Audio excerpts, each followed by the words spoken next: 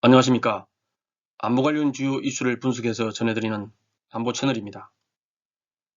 중국이 역사공정, 김치 등 다양한 분야에서 자신들의 입장을 일방적으로 주장하는 가운데 우리 영해인 서해에서 본격적인 군사활동을 확대하고 있습니다.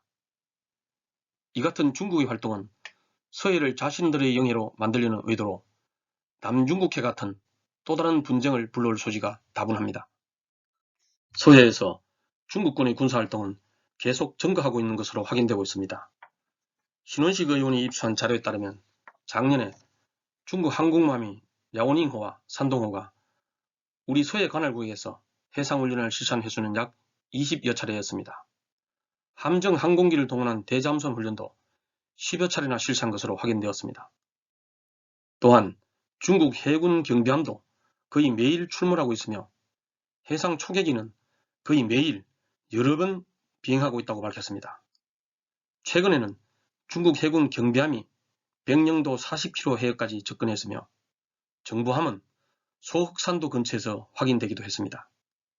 이 같은 군사활동은 계속 증가할 것으로 예상됩니다.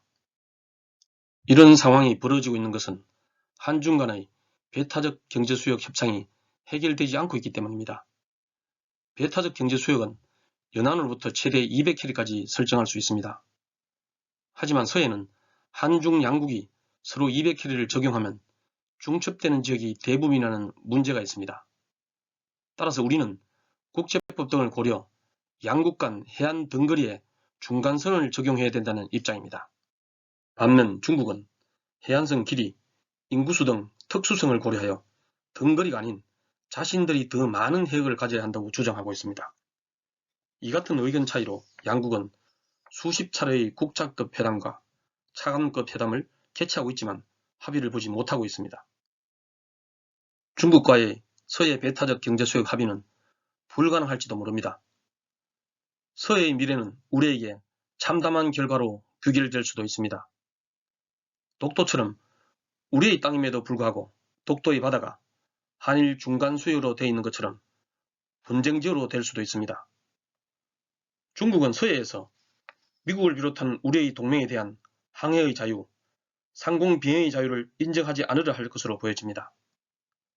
남중국해처럼 분쟁지역으로 되어 미국 등 국제사회가 관여할 수도 있습니다. 우리는 어떤 선택을 해야 할 때입니다.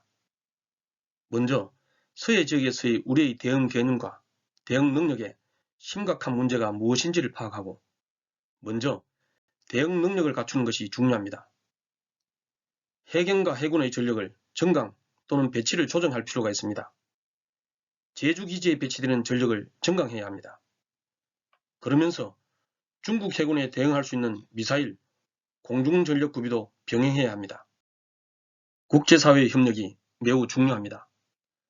서해 배타적 경제수역 협상에서 우리의 주장이 국제사회에서 인정받을 수 있는 외교적 노력이 필요합니다. 제주 강정기지에 동맹전력을 배치하는 방안도 고려할 필요가 있습니다. 필요시 북한과의 협력도 중요합니다. 우리의 앞바다 서해에서 우리가 자유롭지 못하는 상황이 먼 미래가 아니라 가까운 시일 내에 도래할 수 있습니다. 현재의 우리와 우리의 후손들을 위해 현명한 판단과 시급한 대응이 필요한 시점입니다. 감사합니다.